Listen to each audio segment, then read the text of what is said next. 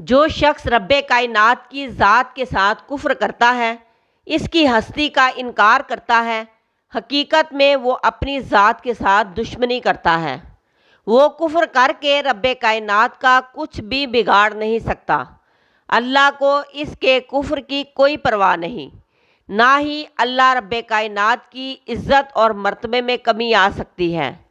حقیقت یہ ہے کہ اگر انسان اپنے پیدا کرنے والے کا ہی انکار کر دے، اس کی تابع داری سے منہ موڑ لے، تو اس میں انسان کا اپنا ہی نقصان ہے۔ آخر اللہ رب کائنات کی بارگاہ میں اسے ایک نہ ایک دن حاضر ہونا ہے۔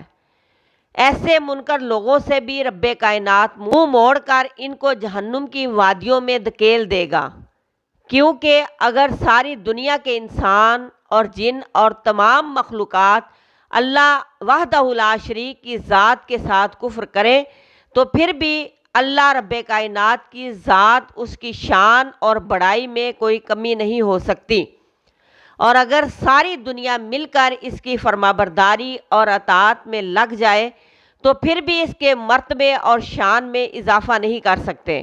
وہ عالی شان ہے، عظمت اور عزت والا ہے، رازق ہے، خالق ہے، مالک ہے، معبود برحق ہے، وحدہ لا شریک ہے، تمام عیبوں سے پاک ہے۔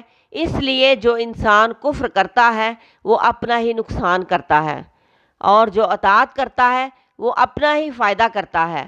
کفر کرنے والوں کے لیے بھڑکتی ہوئی جہنم اور فرما برداری کرنے والوں کے لیے جنت کے باغات ہیں۔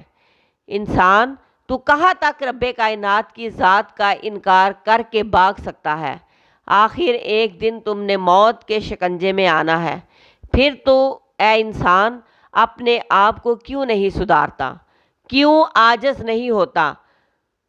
تو بھاگ کر جائے گا بھی کدھر؟ ساری زمین اور اس کے اندر جو کچھ بھی ہے وہ اسی ذات کا ہی تو ہے جس کا تو منکر ہے۔ وہ تجھے زمین کے ہر کونے سے باہر نکال لے گا، تیرے وجود کی راکھ تک کو وہ کن کہہ کے اکٹھا کرے گا، اور اپنی بارگاہ میں تجھے بے سر و سامانی کی حالت میں اور بے یار و مددگار کھڑا کر کے پوچھے گا، بتا پھر تیرے پاس کیا جواب ہوگا؟ اس وقت اگر کوئی چیز تیرے کام آ سکتی ہے تو وہ ہے رب سے تعلق، رب کی تابع داری، اعمال صالحہ۔ اگر وہ ہی تیرے پاس نہیں تو تجھے رب کے عذاب سے کوئی نہیں بچا سکتا۔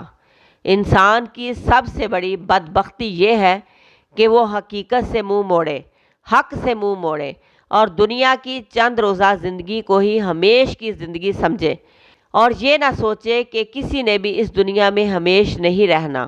انسان ذرا موجودہ حالات کی طرف نظر دوڑا کے دیکھ، کیا تیرے بڑے بزرگوں میں سے کوئی زندہ بچا ہے؟